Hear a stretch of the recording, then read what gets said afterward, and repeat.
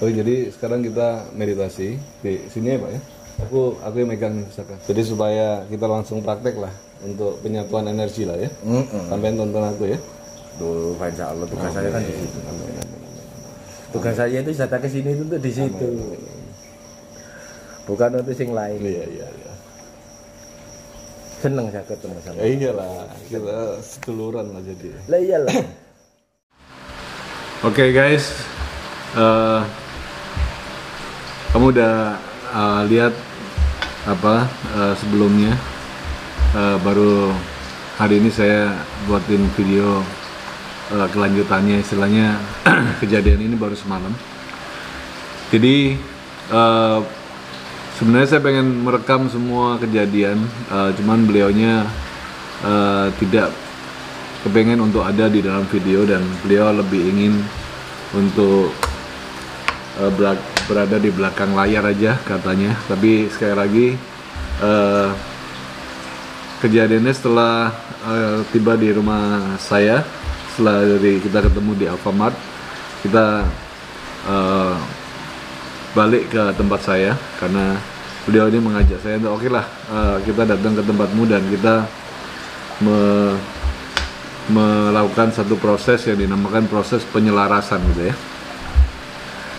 Nah sekali lagi buat saya apapun namanya penyelarasan atau apapun pengisian penyelarasan atau apapun namanya bukan hal yang asing buat saya. Saya mempelajari meditasi bertahun-tahun dan untuk menyelaraskan suatu energi dari pusaka adalah hal yang biasa, dan pakemnya di keyakinan setiap orang beda-beda gitu ya. Jadi intinya pada saat beliau ini pengen untuk mendoakan lah atau menyelaraskan energi pusaka, saya diajarin beberapa teknik meditasi untuk kita memasrahkan semuanya, menyerahkan semuanya di dalam meditasi kita, mengosongkan pikiran kita, dan dari situ energi pusaka itu bisa menyatu dengan kita gitu ya. Saya sangat menghargai lah istilahnya bapak ini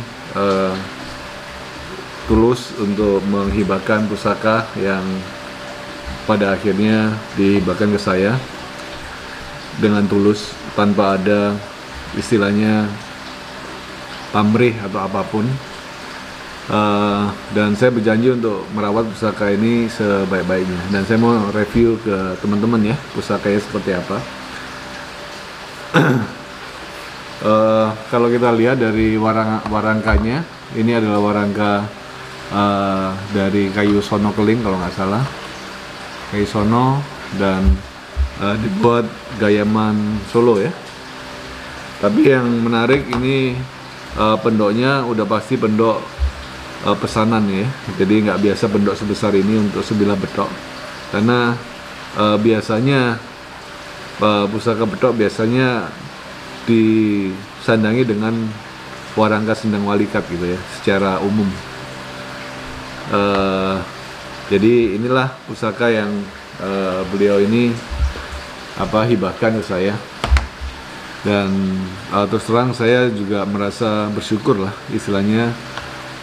Kita ini dalam memperoleh pusaka bisa memperoleh dari berbagai cara ya, secara takdirnya, bisa dari pemaharan, bisa dari perjalanan spiritual, dalam perjalanan meditasi, dalam hubungan dalam persaudaraan, dan bahkan dalam keadaan yang kita tidak sangka-sangka sebelumnya, tiba-tiba satu orang yang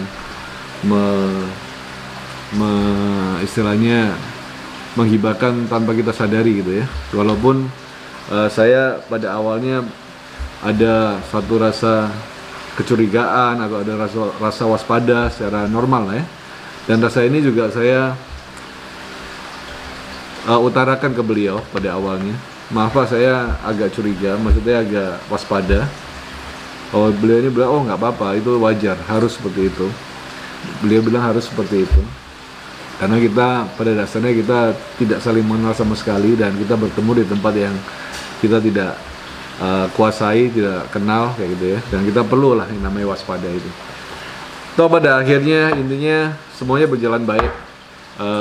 Kita meditasi sama-sama, kita melakukan penyelarasan energi. Saya belajar beberapa teknik spiritual, beberapa teknik dalam hal meditasi, dan saya percaya beliau ini pun belajar juga dari saya akan beberapa hal kayak gitu ya, dari apa yang saya tahu.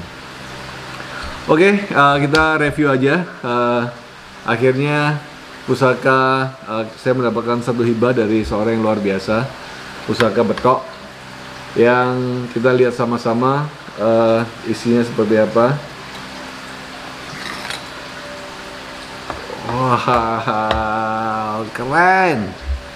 So teman-teman, inilah pusaka yang tidak terduga saya dapatkan kemarin malam, yang dari seorang yang mendapatkan petunjuk untuk menghibahkan pusaka kepada saya. Dan setelah kita amati juga, karena terus terang logika dan spiritual harus seimbang. Jadi sebelum kita bicara tentang pusaka yang mempunyai sejarah apapun, kita harus lihat secara fisik juga harus benar gitu ya. Jadi ini adalah pusaka betok sombro, kalau saya bilang betok sombro atau betok suro ya. Kalau sombro mungkin ini lebih tinggi, kalau suro mungkin lebih lebar seperti ini, sogokannya nggak terlalu panjang. Mungkin kalau biasa dinamakan di sini betok suro kayak gitu ya. Dari seni tempa lipat yang sangat tua sekali, sangat padat sekali, dan ini adalah besi yang istilahnya kalau saya lihat era Singosari. Tapi kalau kita lihat di wilayah di peksinya, ini peksinya bulat guys. Jadi ini membuat ada satu istilahnya perubahan dalam cara pikir saya, karena nggak selalu pusaka-pusaka dari era Kabudan itu berpeksi kotak gitu ya. Bahkan betok pun dengan seni tempa dan lipat yang seperti ini, besi yang sangat tua sekali tapi berpeksi bulat. Berarti ini menandakan bahwa pada era Kabudan pun masih digunakan juga peksi-peksi yang bulat, terutama untuk pusaka yang berjenis betok suro kayak gitu ya. Kemungkinan salah satu ciri khas betok suro adalah mempunyai peksi yang bulat. Dan inilah pusakanya, sangat menarik banget, sangat bagus sekali. Kalau saya boleh fokuskan sedikit. Oke,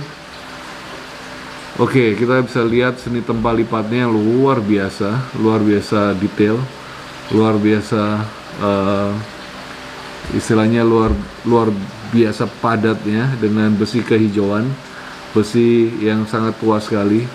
Mungkin beberapa di antara teman kita yang nonton videonya, kamu juga bisa merasakan energi dari pusaka ini yang begitu luar biasa, yang terpancar dari besinya dan dari aura daripada pusaka ini. Ini adalah pusaka yang tua sekali, dan saya sangat bersyukur bisa dipercaya untuk dihibahkan suatu pusaka yang begitu luar biasa.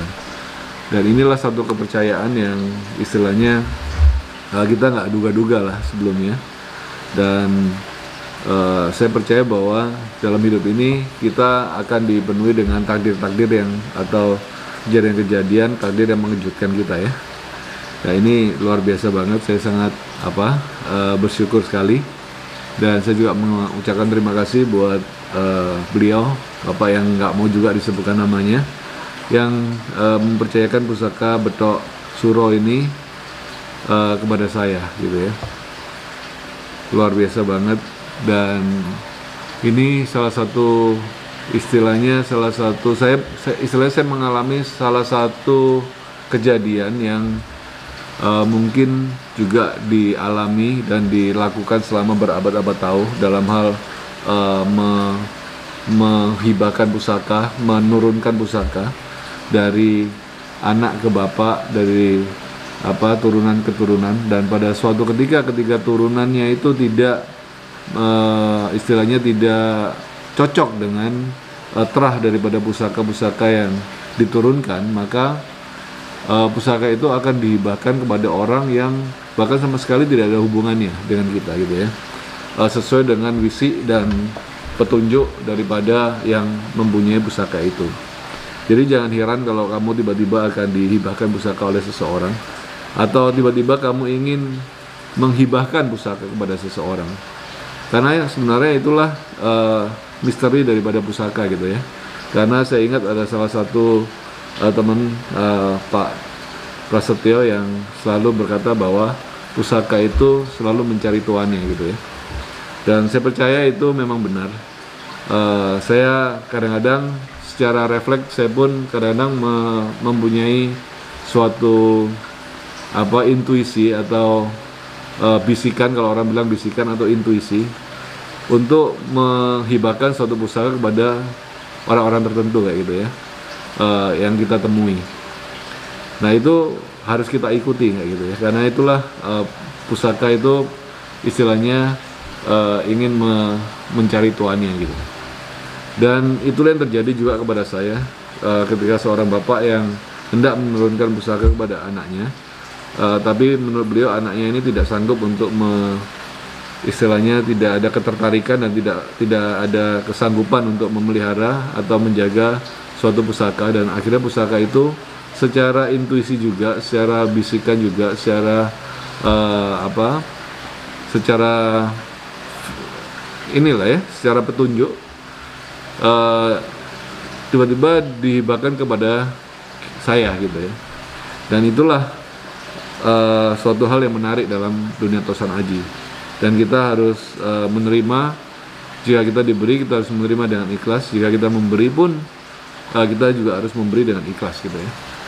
Jadi teman-teman, akhirnya happy ending. Tidak ada masalah yang terjadi, tidak ada hal yang buruk yang terjadi. Saya sangat bersyukur untuk semuanya, dan saya mengalami suatu pembelajaran yang luar biasa dalam satu malam.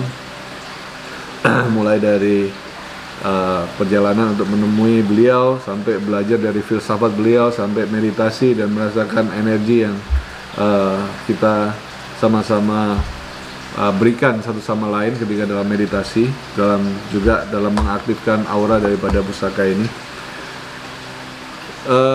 hingga akhirnya kita menjadi satu sahabat, satu saudara, bahkan menjadi satu keluarga gitu ya, di dalam hubungan kita selanjutnya.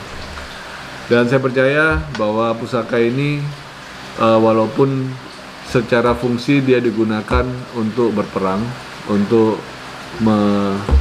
mengalahkan lawan, tetapi secara filosofi dan secara kegunaan juga pusaka ini juga berfungsi untuk menyatukan, guys. Menyatukan, yang kenal menjadi kenal, yang kenal menjadi teman, yang teman menjadi sahabat, yang sahabat menjadi keluarga. Hanya karena sebilah pusaka yang luar biasa. Dan saya percaya budaya kita itu budaya yang sangat luas sekali, bukan hanya pusaka, bukan hanya tombak keris, tapi juga kita ada batik, kita ada tarian, kita ada upacara, kita ada filosofi, kita ada begitu banyak kebudayaan yang luar biasa dalam Indonesia ini, yang secara fungsi adalah untuk menyatukan kita gitu, untuk membuat kita menjadi satu keluarga yang bersatu dan menjadi keluarga yang saling melengkapi satu sama lain. Oke guys, itu aja video saya. Saya sangat semangat untuk pusaka ini, dan saya mengharap teman-teman juga sangat semangat dengan pusaka-pusaka yang ada di tempat kamu. Kalau ada pusaka-pusaka yang tidak terawat, ayolah kita rawat, ayolah kita belajar untuk merawat mereka untuk supaya tidak rusak dan tidak dimakan dengan karat. Kalau kamu tidak bisa merawat, mendingan dihibahkan atau dimaharkan supaya ada orang lain yang bisa merawatnya. Itu lebih bagus daripada pusaka itu rusak dan dimakan oleh karat ya. Sebenarnya merawat pusaka itu nggak terlalu sulit, nggak harus yang gimana-gimana, cukup kita punya niat yang baik dan kita minyaknya aja, taruh tempat yang bersih, dan dia akan bertahan 100, 200, 300 tahun ke depan gitu ya. Oke teman-teman, itu aja video saya hari ini. Semoga bisa menginspirasi kamu untuk semakin mencintai pusaka dan semakin mencintai Indonesia. Salam budaya. See you.